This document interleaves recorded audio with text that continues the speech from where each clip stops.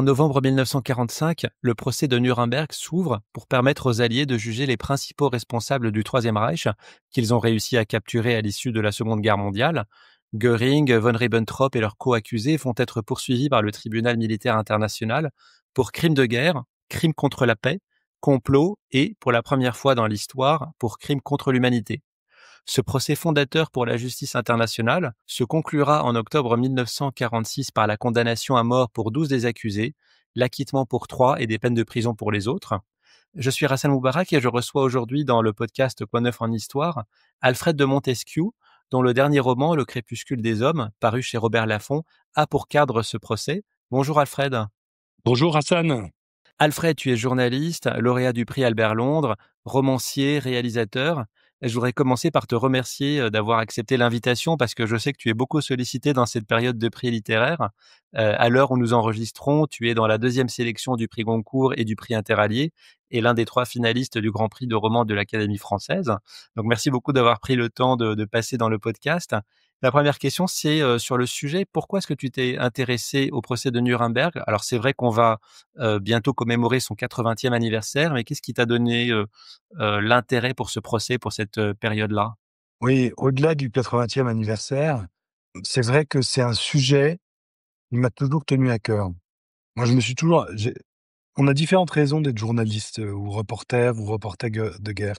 Moi, du loin qu'il m'en souvienne, mon mobile, c'est que je supporte pas l'injustice. Je sais pas pourquoi d'ailleurs, je peux pas te dire pourquoi c'est quelque chose qui me tient tellement à cœur, Mmh. mais je supporte pas l'injustice et ça me révolte, si tu veux. Mmh. Et comme reporter, j'ai commencé, bon, très brièvement, j'étais en Haïti, mais après ma première guerre, le premier conflit que j'ai couvert comme reporter de guerre, c'était, le Darfour, la guerre du Darfour, à l'ouest du Soudan en 2004-2005. Et c'est un conflit particulier, c'est-à-dire que c'était un génocide. Donc c'est une violence vraiment cauchemardesque, absolue, où il y a un des 2 côtés du conflit, une des 2 parties du conflit, ils cherchent à exterminer, violer, tuer l'autre côté et c'est vraiment terrifiant, ça te marque, en fait, en tant que jeune journaliste. C'est quelque chose qui est resté gravé dans ma rétine, quoi et en fait, on est assez impuissant à agir, face à une telle injustice, face à une telle barbarie et les articles font pas grand-chose et en fait, je me suis rendu compte quand même assez vite que le seul outil dont disposait, le seul outil dont disposait les démocraties, la civilisation, même l'humanisme, disons, Mmh. c'est la justice internationale. C'est, le droit d'ingérence, le droit d'intervention, c'est-à-dire, hein, en gros, et le droit de juger, pour crimes de guerre ou crimes contre l'humanité les suspects et tout ce droit-là, que ce soit le droit d'ingérence ou le droit de juger rétroactivement pour crimes contre l'humanité, crimes de guerre et cetera. Tout ce droit-là, en fait, il est né à Nuremberg et donc moi, je me suis toujours intéressé, en fait, à la CPI, d'une part, la Cour pénale internationale. J'ai toujours couvert, son activité et je la connais et Mmh. je suis toujours enfin et ça m'a toujours intéressé de voir le berceau de ce droit qu'on comprend pour un absolu, comme s'il avait toujours été là. En fait, il est relativement, récent à notre échelle, hein. Il date de Mmh. 1945, il date de Nuremberg. Et Nuremberg, donc c'était, on l'a dit en introduction, un procès fondateur pour la justice. C'était aussi un Bah oui, procès novateur parce que c'est le 1er de l'histoire à avoir été filmé. Donc c'est vrai qu'on est, assez familier peut-être de ces images, de ces vidéos ouais. qui ont été tournées. Mais toi, tu as choisi de l'aborder par un prisme original. Certes, tu t'intéresses au palais de justice, mais tu as choisi de nous emmener dans les coulisses en suivant d'autres acteurs. Oui, moi, mon livre suit les reporters, les Mmh. photographes, les journalistes, les caméramens, et effectivement, c'est un procès qui est novateur et même, on peut dire révolutionnaire à bien des titres. D'abord, effectivement, c'est le premier procès filmé à grande échelle. Aussi, c'est le premier procès intégralement enregistré, comme pièce radiophonique, sur disque, par la BBC d'ailleurs. C'est le premier procès quadrilingue de l'histoire. C'est avec une traduction en simultané. C'est le premier procès, international de grande échelle où des films sont eux-mêmes amenés comme preuve en salle d'audience. Donc le film n'est pas seulement là pour capter l'événement du procès, il est aussi introduit dans la salle d'audience comme un élément de preuve. C'est le premier procès photographié intégralement. C'est le tout premier procès de l'histoire photographié en couleur et plus précisément par un seul homme qui est Ray Daddario, qui est le héros de mon livre. Enfin voilà, c'est le premier procès international, à grande échelle. C'est le premier tout, quoi, et c'est Mmh. vraiment un des actes fondateurs de notre modernité, et voilà, c'est ça que je voulais raconter. Et le procureur Jackson, Robert Jackson, qui est un peu la tête pensante du procès et son maître, son chef d'orchestre, puisque c'est un procès de droit anglo-saxon dans lequel le procès, en fait, et la procédure est gérée par le procureur, non pas par le juge. Qui est donc Donc américain. Mmh. qui est donc il y a 4 procureurs, il y a un Russe, un Français, un Anglais, un Américain, mais celui qui est un peu le chef de file et qui est le penseur de toute la procédure, et son chef d'orchestre, c'est Robert Jackson, Mmh. qui était juge à la Cour suprême des États-Unis et à qui, Roosevelt puis Truman en personne ont demandé de se démettre de ses fonctions, de se rétrograder dans la hiérarchie du droit américain pour redevenir «simple procureur» entre guillemets, pour aller à Nuremberg et pour mener le procès. Et Jackson comprend très vite et le dit, il le verbalise, il le dit formellement, que l'enjeu de Nuremberg, c'est pas tellement le procès, c'est-à-dire, c'est pas tellement de juger 24, puis en fait 21 accusés nazis, c'est la mise en récit de Mmh. ce jugement. C'est la narration au monde entier du fait que les chefs du nazisme ont été jugés par les Alliés, qu'ils ont été jugés de manière équitable, que c'était pas ce qu'on appelle la justice des vainqueurs, c'était pas une simple vengeance. Ils ont eu droit à un procès et que ce procès a démontré, un, leur crime, et deux, l'aberration, la folie, malfaisante de l'idéologie qui les avait poussés à agir. Et c'est ça le véritable objectif de Jackson. Et de ce point de vue-là, d'ailleurs, le procès est un grand succès. Ton livre, il se lit comme, un peu un journal du procès. Ce procès, il a débuté le 20 novembre 1945 et il s'achève le 1er octobre 46, donc quasiment un an Oui, d'audience, et donc les chapitres, c'est des entrées, par date. Là, tout à dans fait. l'entretien, on va pas forcément trop détailler le procès puisque ça, pour le coup, c'est des choses qui sont connues, mais je voulais, moi, m'intéresser à ton travail. Comment tu as travaillé, Alfred? Parce que on a parlé là des prix littéraires pour lesquels tu étais sélectionné. Tu avais également fait partie de la première liste du, Renaudot, mais dans la catégorie essai et pas roman. Oui, Donc tout toi, à fait, j'en étais très fier, j'en étais très content. voilà, donc toi, à quel genre tu rattaches ton travail? Et puis surtout, quand tu as commencé ce travail, qu'est-ce que tu as voulu en faire? Est-ce que tu as voulu en faire un roman historique? Parce que je sais que tu t'es aussi beaucoup documenté. On le voit d'ailleurs dans le livre, il y a des notices biographiques de tous les protagonistes du procès, le personnel du tribunal, les accusés, les journalistes, et cetera. Donc il y a un gros effort de documentation. Est-ce que cette, documentation était indispensable pour toi, pour faire un roman, ou est-ce que tu veux faire plus qu'un roman finalement? Vaste question. Pour moi, Mmh. c'est pas un roman historique, c'est-à-dire c'est pas Alexandre Dumas, c'est pas en gros, le roman historique pour moi, c'est genre les grands personnages historiques sont réels et les personnages, moins connus, permettent d'extrapoler, de faire des fioritures, d'Artagnan, Constance Bonacieux, Milady, et cetera. Là, Mmh. c'est pas un roman historique, dans la mesure où les personnages connus sont réels et les personnages secondaires sont tout aussi réels. Et les dates sont réelles et les sentiments que traverse tel ou tel personnage sont réels. Tout est factuel. Si demain un lycéen, prend les éléments du livre et s'en sert pour, un DST d'histoire, il aura bon à tout. C'est-à-dire qu'aucune des informations livrées dans le livre n'est fausse ou erronée ou même imprécise. Donc Mmh. pour moi, c'est un roman vrai. Le mot que D'accord. j'emploie, c'est un roman vrai. Mais cela étant cela étant, ça reste un roman. Pourquoi?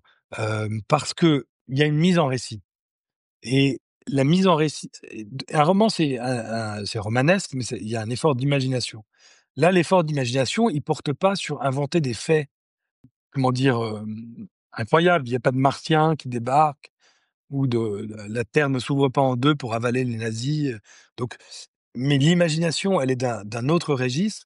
L'imagination, c'est la capacité de projection à se dire: «Comment je raconte l'histoire au mieux?»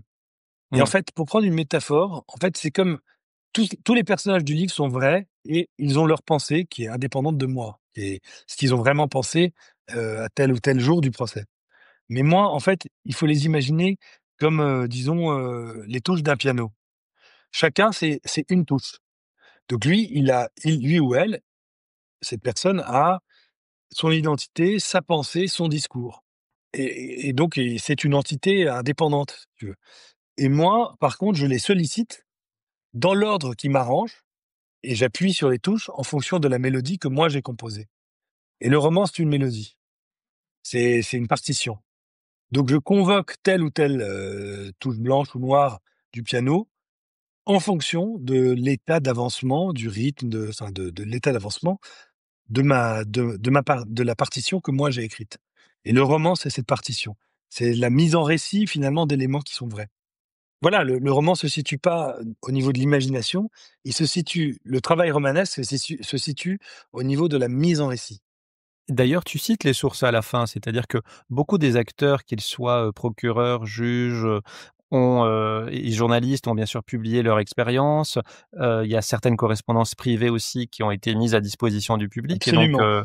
donc effectivement, c'est très, très sourcé et puis en dehors des personnages dont on reparlera, il y a aussi le cadre. Parce que le procès s'est tenu à Nuremberg, donc c'est une ville en Bavière qui est emblématique pour le parti nazi puisque c'est là où se tenaient les congrès annuels qui servaient, de vitrine à la propagande hitlérienne. C'est là aussi où ont été promulguées les lois antisémites en 1935.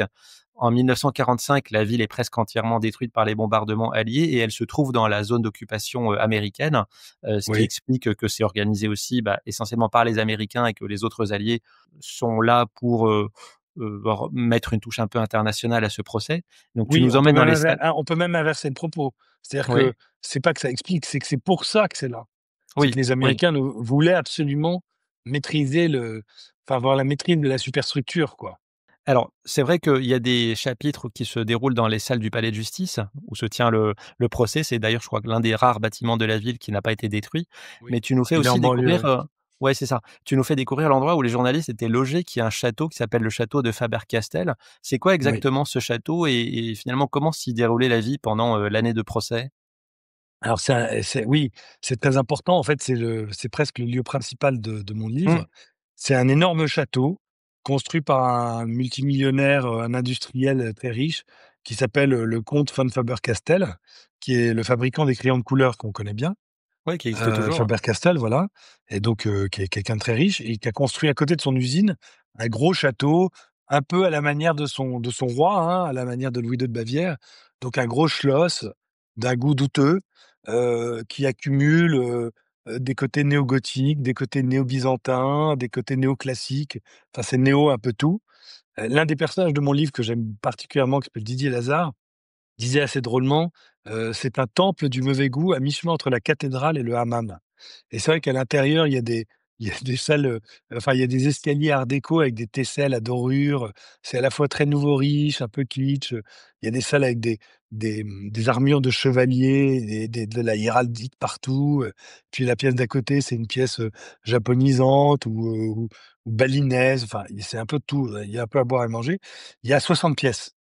Donc c'est énorme comme endroit et c'est à 6-7 kilomètres, 6 miles, 10 kilomètres de Nuremberg, donc c'est préservé par les bombardements et l'armée américaine se dit: «Bon, bah, très bien, on va loger les journalistes là» et effectivement, c'est une proposition narrative intéressante parce que, en gros, pendant la journée, c'est un huis clos judiciaire face à l'horreur de la Shoah qui est en train d'être découverte, au fur et à mesure des jours, on va peut-être y revenir, mais le soir, il y a un côté un peu colonie de vacances. C'est-à-dire qu'ils Oui. sont là, dans ce gros château, alors, les communistes habitent dans le parc, dans un pavillon. Les filles habitent dans un autre pavillon à côté du château, qui était la maison du fils de famille et puis les hommes sont dans le château principal, mais c'est pas très confortable, hein. Ils sont à 8 par pièce, dans des lits de camp. Il y a pas assez de toilettes, par contre, la salle de bal est transformée en un énorme réfectoire et il y a quand même beaucoup plus à manger que les autres. Alors, les Américains et les Anglais, surtout les Américains, trouvent que c'est très inconfortable, mais parce ils arrivent d'un pays en paix, quoi. Ils arrivent de New York, quoi.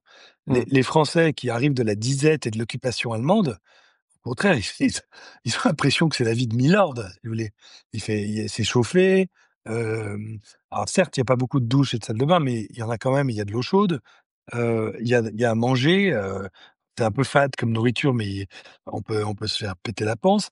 Et il y a un sergent de l'armée américaine qui occupe le bar principal, qui s'appelle David et qui devient un peu l'épicentre de la vie sociale journalistique. Et c'est un mec qui a appris à faire des cocktails comme beaucoup de gens, je pense, aux États-Unis dans les années de prohibition. Donc, vous savez, pendant la prohibition, l'alcool était mauvais, donc on masquait le mauvais goût de l'alcool, dans les speakeasy en rajoutant des sirops, des choses comme ça, qui donnaient des couleurs éclatantes et puis qui masquaient le mauvais goût et c'est Mmh. ce qui a donné les cocktails.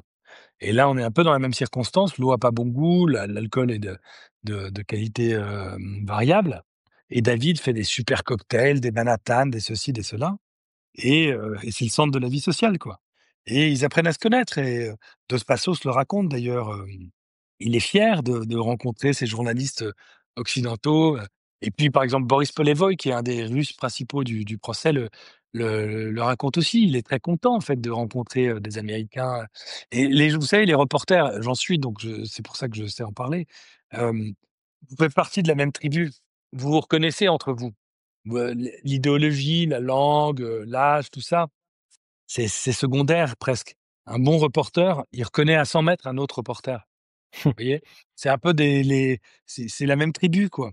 Mmh. Donc évidemment, il y en a qui sont staliniens, d'autres qui vont retourner aux États-Unis, Walter Cronkite va devenir le reporter, le présentateur télé le plus connu de l'histoire de la télé américaine, d'autres vont retourner vers leur carrière, y compris littéraire, comme Jackson, comme, Joseph Kessel. D'autres, vont devenir, des espions, un espion comme, Marcus Wolf. Enfin, ils vont avoir leur vie, mais pendant qu'ils sont là-bas, ils se reconnaissent. Ils ont la même ils avaient le même espoir de vaincre, les nazis. Ils ont la même jubilation, enfin de les avoir vaincus, le même espoir de construire un monde pacifié, un monde meilleur, qui peut renaître des cendres du nazisme. Donc en fait, c'est une période très idéaliste et en fait très, malgré la noirceur du quotidien dans cette ville très nazie, où, les gens ont l'air malheureux et haineux, hem, en fait, eux sont assez idéalistes.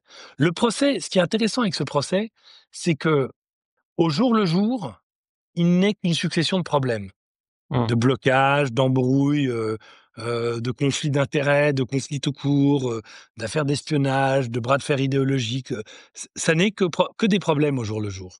Mmh. Mais si on le regarde, à distance, c'est un immense triomphe de l'idéal de justice et de l'idéal de démocratie sur le fascisme et sur la violence.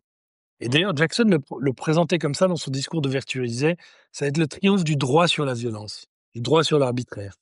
Et ça a vraiment été le cas, de ce point de vue-là. Et donc c'était vraiment un triomphe, c'est un grand moment finalement le procès. Et Et d'ailleurs, ça me permet de revenir un tout petit peu sur une question que vous m'avez posée, à laquelle j'ai pas répondu, c'est comment j'ai fait pour écrire ce livre? Et ben, oui. pour écrire ce livre, en fait, j'ai pris les sources premières, c'est-à-dire les témoins oculaires, et je les ai traités. Moi, je suis pas historien. Je suis pas Annette Vivorka qui a écrit un livre fondamental sur le procès de Nuremberg. Je suis pas Sylvie Lindenberg qui a écrit La bataille des images, qui est un livre fondamental sur la captation et les images pendant le procès. Moi, je suis reporter. Donc, je cherche pas à faire œuvre d'historien en tant que telle, surtout qu'elle est déjà faite et admirablement faite. Ce que je fais, c'est que j'applique au procès les techniques journalistiques.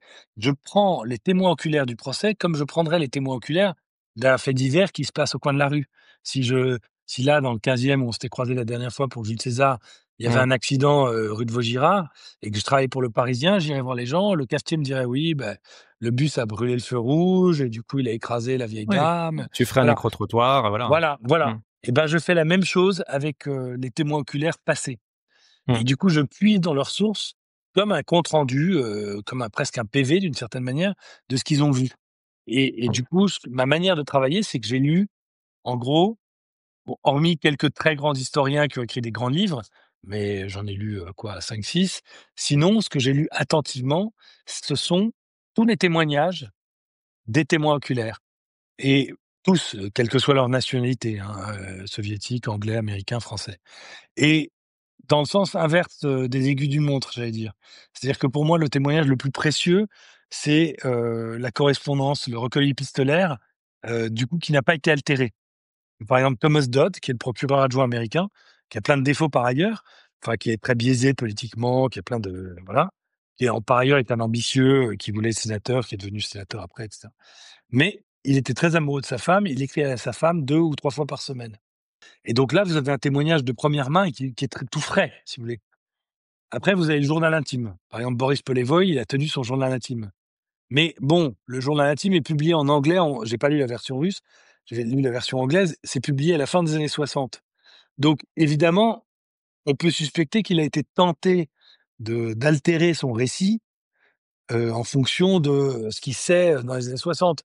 Quand il écrit qu'on est après la crise des missiles de Cuba, qu'on a failli tomber dans la guerre mondiale entre les Soviétiques et les Américains, ça, forcément, ça altère son regard et on peut penser que il a changé ses souvenirs. Mmh. Mais bon, c'est quand même intéressant. Et puis après, il y a les livres de journalistes sur le procès lui-même.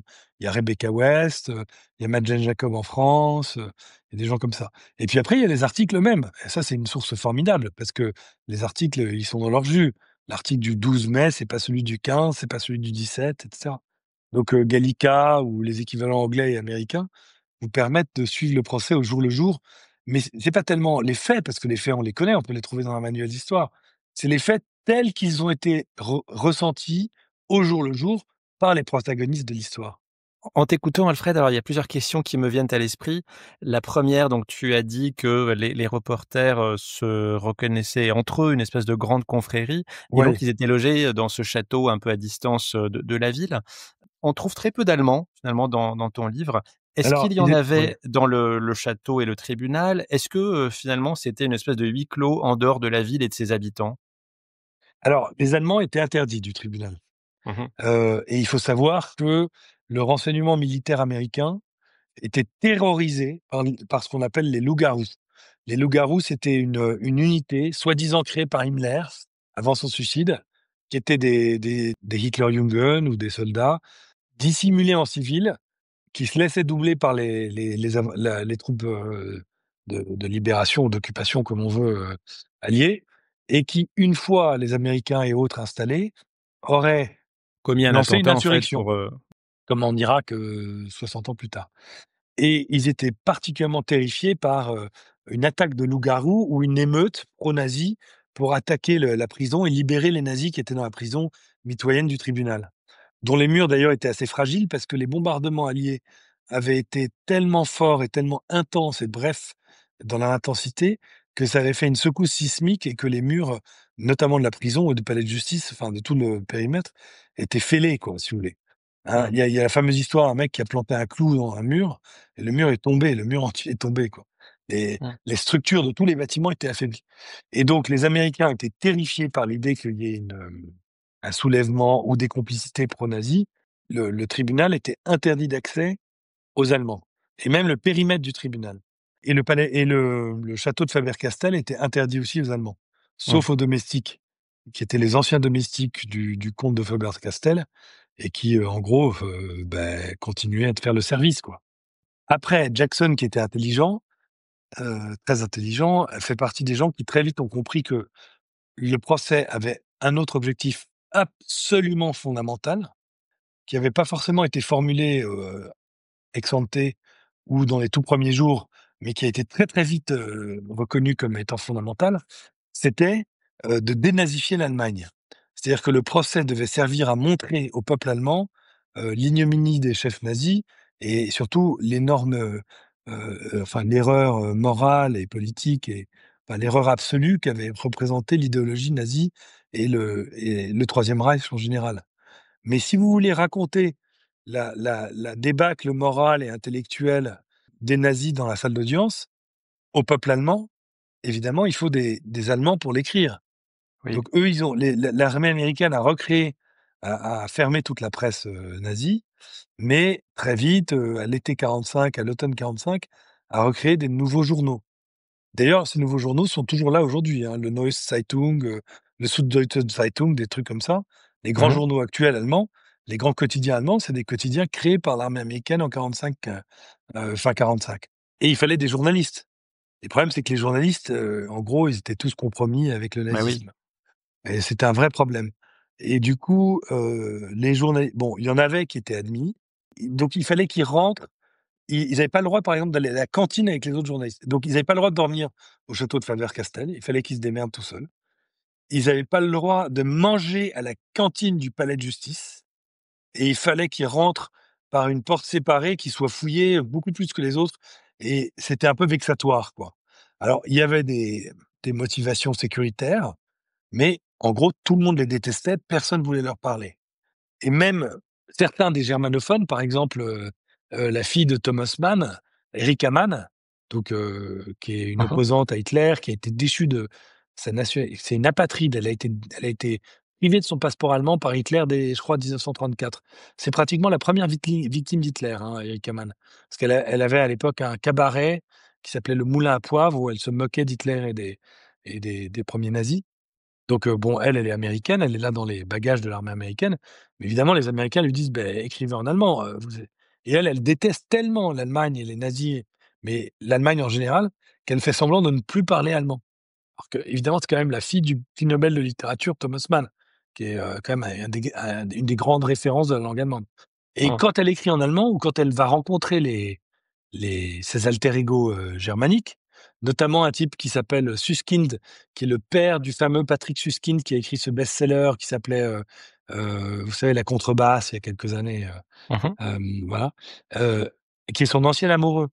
Elle l'agonie d'injures et elle dit: «Mais vous faites semblant d'être, des résistants, mais vous êtes tous compromis jusqu'à la moelle, vous êtes tous compromis par le nazisme. Me faites pas croire à moi que vous êtes des résistants».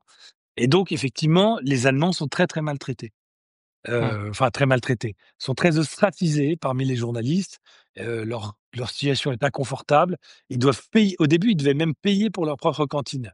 C'est le peuple vaincu, on les déteste, donc il fallait qu'ils viennent et qu'ils payent pour manger, puis au bout d'un moment, leurs conditions se sont améliorées parce que, bah, les Américains, notamment Robert Jackson, contre l'avis d'ailleurs des Soviétiques qui étaient là: «Faut tous les buter, ces salauds» et cetera.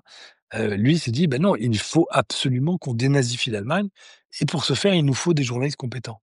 Et alors, l'un des personnages, pour moi, les plus intéressants, de tout ce récit et pour ne rien vous cacher, tellement intéressant que je prépare à l'heure actuelle, sa biographie sous Mmh. forme de roman graphique, un peu comme j'avais fait sur Jules César, Oui. c'est Ernst Michel. Et Ernst Ah Michel, oui, il oui, bien sûr. il a 16 ans. Quand il est juif, de Mayence en Allemagne et à 16 ans, presque juste après son anniversaire, il est déporté par la Gestapo et il va faire 1, 2, 3, 4, 5 camps de concentration de suite, de pire en pire et quand il croit que ça peut pas être pire, le sixième camp, c'est Auschwitz et il arrive à Auschwitz à l'hiver 43 et là, c'est vraiment, vraiment l'enfer sur terre. Et il survit dans des conditions absolument ahurissantes. Il est brancardier pour, Joseph Mengele, donc c'est vraiment l'horreur au sein même de l'horreur, c'est l'horreur. Et là, après-guerre, il revient, à Mayence, la ville est rasée, sa maison est détruite. Il découvre que sa famille est morte à Auschwitz à quelques mètres de lui sans qu'il le sache. Il a rien, quoi. Et l'armée américaine qu'il a pris sous sa protection, se rend compte qu'il est vraiment intelligent et débrouillard, même s'il a été déscolarisé dès les lois de Nuremberg, donc dès 35, dès l'âge de 12 ans, il a été déscolarisé. Mais ils se disent: «Bon, bah, lui, il est malin» et ils l'envoient comme journaliste au procès. En se disant: «Bah, lui, bah, il y a pas de risque, qu'il soit en collusion avec le nazisme, évidemment, vu sa situation». Et donc il y a des Allem et mais il est seul dans son cas, mais lui, il est là, si vous voulez mais il est quand même traité comme un Allemand. Il a pas le droit de dormir au château.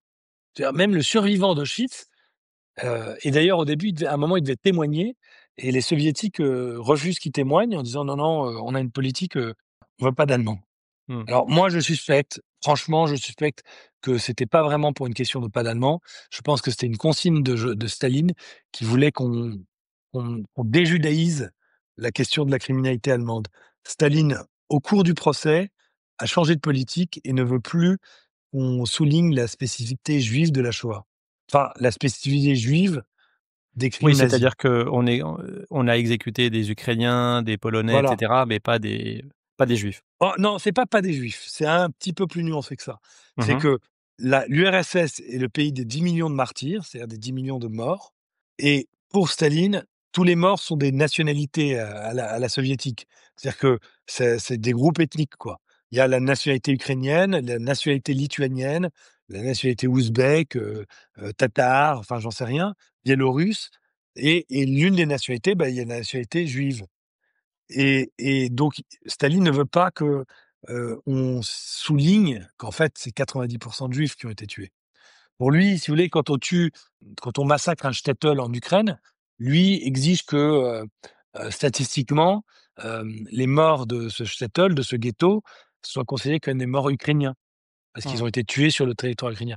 Il veut pas que ça qu'il y ait une histoire spécifiquement juive il veut que ce soit la grande guerre patriotique, c'est-à-dire toute la nation, il y a qu'une seule nation, il y a qu'un seul peuple, c'est le peuple soviétique et sa religion ou son groupe ethnique, est totalement secondaire dans la grande guerre patriotique et la grande victoire patriotique. Et rappelons-le, est gagné le 9 mai pour les soviétiques Mmh. et non pas le 8. Et Ernst Michel, il va, témoigner finalement de l'horreur qu'il a subie à Auschwitz et Non, c'est non, il va pas non? témoigner. Il devait témoigner et le procureur soviétique se rétropédale et lui dit: «Non, désolé, vous ne pouvez pas témoigner parce que vous êtes allemand et on veut pas faire parler des Allemands». Mais c'est ce que je dis, c'est que c'est de mauvaise foi. Je suspecte très fortement que c'est parce qu'il est juif qu'ils veulent pas qu'il témoigne, non D'accord. pas parce qu'il est allemand. Mais est-ce qu'il y a de l'émotion dans ce procès? Parce qu'il s'est allongé sur 10 mois. Les Américains avaient une volonté de faire un procès équitable, donc de laisser le temps, de développer ses arguments, d'appeler des témoins, de montrer des preuves. Il fallait aussi traduire, en simultané en anglais, en russe. Donc certains journalistes qui étaient spécialisés dans la chronique judiciaire, comme Madeleine Jacob, correspondante pour Franc-Tireur, étaient passionnés Oui, par ça. Mais d'autres, ont très vite naturellement ont s'emmerdait, eu, s'ennuyait. plus Oui, oui. ont eu plus de mal à rester captivés. Donc, ton récit, c'est aussi celui de l'ennui qui a pu gagner des acteurs. Donc, comment est-ce Oui, qu'ils l'ont oui. combattu et est-ce qu'on trouve des traces d'émotion dans ce procès? Alors, des traces d'émotion, oui, énormément. Le témoignage de Kessel le 29 novembre au début du procès, Mmh, c'est absolument bouleversant. La description par Kessel du surgissement de la Shoah dans le procès et donc dans l'histoire, enfin dans l'opinion publique mondiale et par capillarité dans l'histoire en général, c'est-à-dire en fait la présentation au public et aux accusés d'ailleurs du film preuve de la libération de Buchenwald, et de Bergen-Belsen et de Dachau. C'est bouleversant et il y a plusieurs passages comme ça bouleversants. Les témoignages de Hans Michel sur le moment où il a c'est Hans Michel qui dont on parlait à l'instant, qui signe ses articles 10-49-95, qui est son numéro tatoué sur le bras par les SS à Auschwitz et mmh, qui décrit quand il est là et qu'il est obligé de s'agripper au bord de la chaise de devant pour ne pas sauter et aller, prendre à la gorge Ernst Kaltenbrunner, le chef de la Gestapo, le secouer comme un prunier en disant: «Mais pourquoi tu nous as fait ça? Qu'est-ce que nous on t'avait fait, nous les juifs? Pourquoi tu as tué mes parents? Pourquoi tu as tué mes meilleurs amis? Pourquoi tu m'as volé mon enfance?» Enfin c'est bouleversant, c'est bouleversant. Donc il y a des moments comme ça, il y a des éclats d'intenses émotions, mais dans un train-train quotidien qui en fait est très technique et un peu ennuyeux. Il y a un autre oui. aspect, c'est que l'ennui devient, au cours du début du printemps 46, la meilleure stratégie de la défense. Parce que on est quand même dans un podcast d'histoire, faut pas l'oublier, on n'a pas parlé pour l'instant. En fait, le procès est percuté de plein fouet par la guerre froide. Ah beh, Le j'allais 5 justement t'en mars, parler. Bah, voilà, bien sûr, le 5 le c voilà, le 5 mmh, mars 46, donc c'est le discours de Fulton, aux Churchill aux États-Unis, États-Unis, voilà, voilà, ouais, mmh, voilà, quand Churchill dit, «Un rideau de fer s'est abattu sur le voilà, voilà, continent». Voilà, mmh, exactement.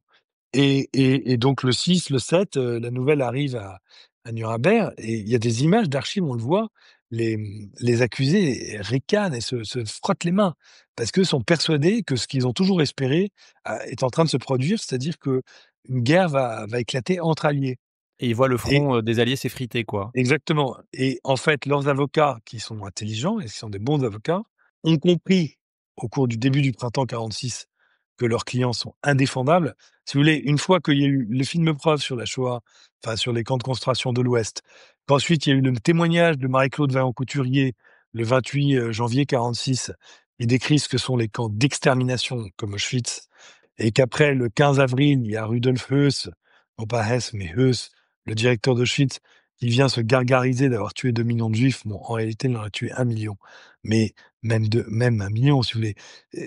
Les avocats comprennent que c'est ingagnable.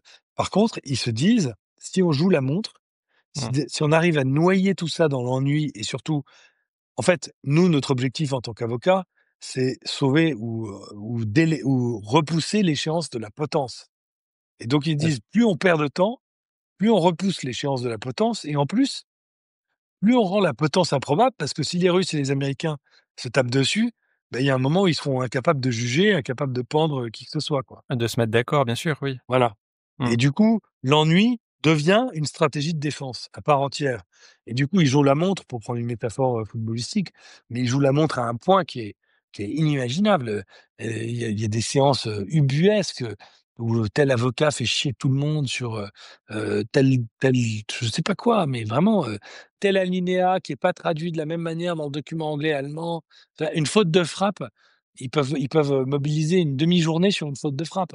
Et Rebecca West, qui est la grande, grande chroniqueuse judiciaire anglo-saxonne, qui arrive sur le tard au procès et elle dit: «On s'ennuyait, les gens s'ennuyaient et avaient envie de partir comme on a envie de jaillir de la chaise d'un dentiste après avoir été, torturé par une fraise, par la roulette d'une fraise, quoi». Vous voyez, c'est une espèce de bond de la patience et de c'est l'ennui avait atteint le stade de la torture tellement les gens s'ennuyaient et elle précise: «Sauf 21 types qui, eux, au contraire, voulaient étendre le temps dans sa texture la plus élastique possible jusqu'à ce que l'élastique, se déchire et eux, c'était évidemment les 21 accusés. Et on voit d'ailleurs, arriver des tensions entre les journalistes soviétiques, souvent, qui reportent, j'allais dire, à des officiers traitants du NKVD, donc les services secrets soviétiques, et puis les journalistes occidentaux, à la fois des tensions, quotidiennes, mais aussi, sur le traitement de l'information, par exemple. Parce qu'il y a des choses que tout le monde voit, mais qu'ils ne retranscrivent pas de la même manière dans leurs articles. Oui, absolument, absolument. Mmh. Et Le livre, pour, revenir dessus, il y a pas de narrateur omniscient. Il y a pas ce qu'on appelle la voix de Dieu. Il y a pas quelqu'un qui serait juge, qui saurait tout et qui puisse traverser les murs, être à gauche, à droite, et tout savoir. On est toujours dans la subjectivité du regard de tel ou tel personnage, chapitre par chapitre. mmh. Et cette subjectivité, bah, par définition, bah, elle est subjective. Parfois, ils se trompent. Ils disent des choses, mais ils se trompent, quoi. On est dans leur point de vue. Et quand ils disent, quand Madeleine Jacob, qui est une grande journaliste, mais quand elle est en train de presser les louanges de la démocratie soviétique qui un jour triomphera sur le monde entier, beh, aujourd'hui, ça nous fait rigoler. Mais elle, elle y croyait. Donc quand elle parle dans le livre, elle dit ça. Parce que c'est son point de vue de l'époque. J'avance un petit peu dans le livre, Alfred, parce que donc l'annonce du verdict tombe, le 1er octobre 1946. La date de l'exécution de ceux qui allaient être condamnés à la pendaison est tenue secrète et donc ce sera finalement la nuit du 16 octobre 46. Quelques heures avant, Göring se suicide dans sa cellule en ingérant du cyanure et je crois que on ne sait pas avec certitude qui le lui a procuré. Tu me corrigeras? Hem, Si? on a une idée très nette. On a une idée D'accord, très nette. d'accord. C'est, a priori, c'est un troufion, un GI américain qui était un des geôliers et qui, sur son lit de mort, a avoué qu'il avait filé, sans savoir ce que c'était, pour impressionner une minette avec qui il sortait. Et en fait, la minette était un agent de liaison, nazi, enfin, c'était une Mmh. Allemande et elle lui a dit: «Vas-y, passe ça à Göring» et lui, sans bien comprendre pourquoi, lui a filé ça. Cela dit, en fait, c'est aussi possible il avait beaucoup de cyanure sur lui quand il a été arrêté. Et il Mmh. y a eu des fouilles systématiques en long, en large et en travers qui ont permis de lui confisquer, notamment son cyanure. Mais c'est possible qu'il ait réussi à garder du cyanure d'avant son arrestation. Il en avait caché partout, dans les talons de ses chaussures, Et alors, ton livre ne s'arrête pas là, Alfred, parce qu'on aurait pu s'arrêter à cette scène où tu décris un à un, la pendaison de chacun des condamnés, mais tu poursuis un petit peu parce que le fil rouge, le fil conducteur, disons, du roman, c'est, les journalistes, les écrivains et tu insistes sur, celui qui est peut-être ton préféré, en tout cas, je crois que c'est ce que tu as dit, qui est un photographe américain qui s'appelle Ray Daddario. oui. Est-ce que tu peux nous dire en quelques mots, alors, de qui il s'agit et pourquoi tu as choisi de le suivre quelque temps, après ce procès. Alors Ray, c'est donc un jeune, photographe, un troufion presque on peut dire, Mmh. caporal-chef, qui appartient c'est pas un grand artiste, il appartient au Signal Corps, donc aux unités du génie et il prend des photos, mais c'est presque des photos d'un point de vue technique quoi, c'est pas un artiste. Mais il est là, il est envoyé là, sans très bien comprendre où il va. Les chefs lui disent, «Prenez 2 chemises et un caleçon, vous en avez pour 2 semaines». Il va rester 3 ans et en fait, il comprend très vite que c'est un événement fondamental dans l'histoire de la guerre et même dans l'histoire du siècle. Et il comprend aussi assez vite que les grands journalistes, mais bon, pour ce qui concerne les grands photographes, s'ennuient et repartent.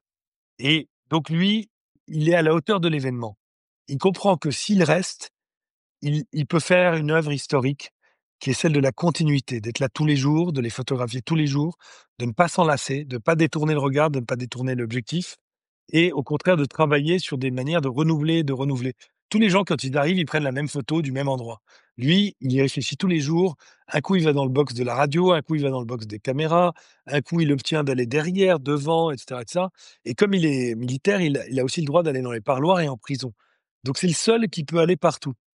Et Mmh. évidemment, pour moi, du coup, c'est un bon personnage puisque, comme j'ai dit, il n'y a pas de narrateur omniscient.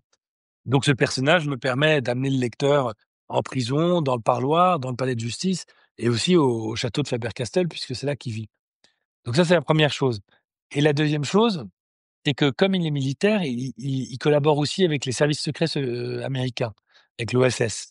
Et c'est lui notamment qui est le laborantin et qui développe certaines les photos. Quand on attrape un nazi en cavale, il est toujours fouillé et l'une des premières choses qu'on fait, c'est que s'il a des pellicules sur lui, et beaucoup prenaient des photos, les services secrets américains prennent les pellicules et les envoient à Nuremberg, où elles sont développées dans les 2 jours. Et c'est Ray qui les développe. Donc Mmh. il a collaboré, si on veut, avec le bureau du procureur et il a révélé beaucoup de photos qu'on connaît aujourd'hui. Par exemple, le pogrom de Lviv, c'est Ray qui l'a développé. Donc Mmh. il a fait ça aussi. Et puis la dernière chose, c'est que lui va tomber fou amoureux d'une des interprètes du procès et d'ailleurs, il va finir par l'épouser. Et ça, c'est tellement romanesque, je me suis dit: «Bah, je peux pas ne pas en faire Bien sûr. mon personnage». C'est-à-dire qu'il a tout, quoi. Il est sympathique, naïf, ingénu, il a un côté un peu Fabrice Del Dongo, il se promène avec des yeux écarquillés à la bataille de Waterloo, quoi. Il est à la fois ingénu, il est partout, c'est la petite souris, il se promène partout et en plus, il vit une grande histoire d'amour. Évidemment, c'est romanesque une histoire d'amour et ça aide à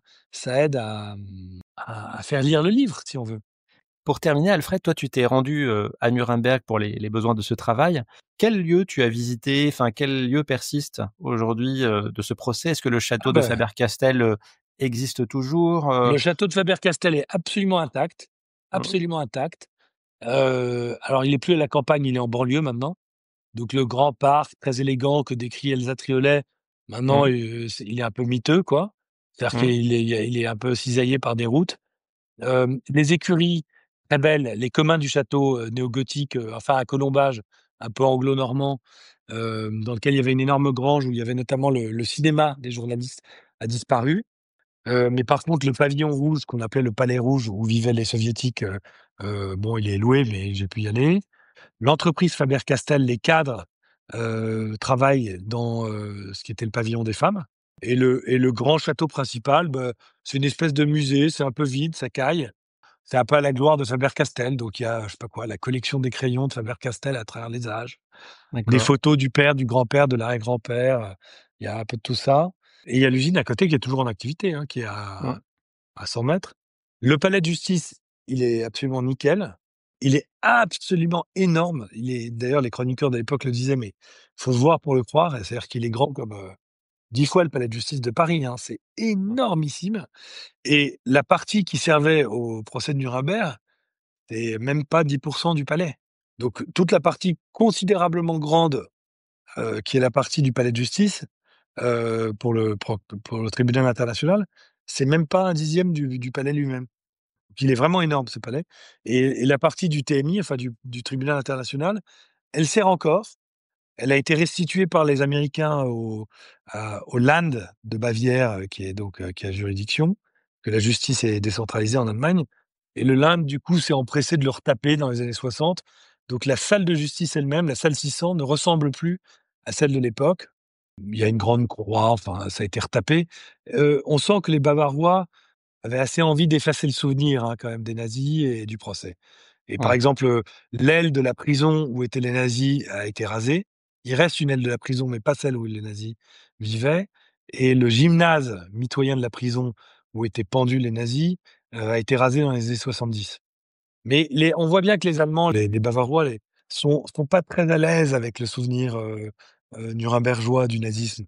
Parce que, par Ah bon? exemple, à l'autre bout de la ville, il y a l'immense, stade Zeppelin, qui est cet énorme, énorme, énorme, amphithéâtre, en marbre blanc, qui est celui des fameux congrès de Nuremberg, filmé par Leni Riefenstahl. On voit, il est en très mauvais état, mais en même temps, il est là. Donc on voit qu'ils veulent pas le raser pour pas qu'on dise: «Vous effacez la mémoire honteuse du nazisme, enfin de la nation allemande». Puis en même temps, ils veulent pas le retaper pour pas être là genre, «Vous entretenez la mémoire du nazisme». Du coup, il est là et on attend que les pissenlits, fassent leur travail, mais ils en ont encore pour un siècle ou 2, si vous voulez. Donc Mmh. il est là, on n'arrache pas les mauvaises herbes, mais les mauvaises herbes ont du mal à casser le marbre, si vous voulez. Il y a un poids d'histoire qui est très lourd, hein, la ville elle-même est absolument nickel. Vous regardez, en fait, notamment grâce à Ray Daddario qui le week-end prenait des photos de la ville en ruine, on voit qu'il restait rien de la vieille ville. Mais rien, même pas 10. Et aujourd'hui, c'est Disneyland, c'est-à-dire c'est nickel, quoi.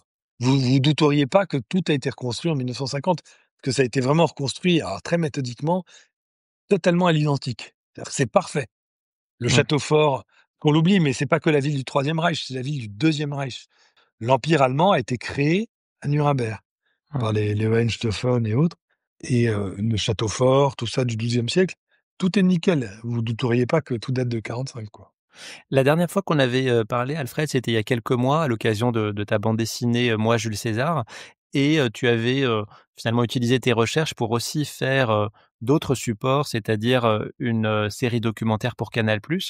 Là, donc il y a ce roman, Le crépuscule des hommes, mais je crois qu'il y a aussi un documentaire coproduit par Arte sur le même thème, c'est ça? Est-ce que c'est, Absolument. un documentaire qui est plutôt classique, ou est-ce que c'est finalement la transposition de ton roman? Et quand est-ce que ça sort? Alors, ça sort le 18 novembre pour les Mmh mh. 80 ans du procès, Mmh. qui est le 20 novembre. C'est un diptyque, ça dure 2 heures, ça s'appelle Nuremberg au cœur de l'histoire. C'est un documentaire d'histoire, c'est pas la transposition du livre. Mais c'est pas non plus un documentaire très classique. En ce sens que c'est un documentaire qui mêle, la voix off et donc la narration, les interviews de grands historiens et de grands juristes, donc tout ça c'est assez classique, mais aussi les paroles, les écrits des grands interlocuteurs de mon livre. Et du coup, en fait, il y a des comédiens qui lisent des grands passages de Joseph Kessel, des grands passages d'Elsa Triolet, des grands passages, traduits par mes soins de John Dos Passos, de Boris Polevoy, et cetera, et cetera. Et donc il y a une voix très forte et qui est rarement donnée à la télévision. Il y a une voix très forte pour l'écrit des contemporains capitaux du procès, quoi, des témoins du procès, qui sont les grands journalistes du livre. Donc ça sort le 18 novembre, c'est ça? Ouais. D'ici là, on aura eu, la proclamation des, 3, principaux prix littéraires pour lesquels tu es en course, donc je te souhaite le meilleur, Alfred. Ouais, je suis Heu, l'outsider, hein, je me fais pas beaucoup d'illusions. Je bon suis très écoute, honoré d'avoir été sélectionné bien et sûr. ça suffit à mon bonheur. Écoute, je rappelle le titre de ton roman vrai donc, voilà, je crois que c'est effectivement, un bon terme pour le catégoriser. Ça s'appelle Le crépuscule des hommes. C'est paru chez Robert Laffont dans la collection Pavillon et donc déjà disponible en librairie. Quant à vous, chères auditrices et chers auditeurs, je vous remercie d'avoir écouté cet épisode et je vous donne rendez-vous bientôt pour un prochain numéro.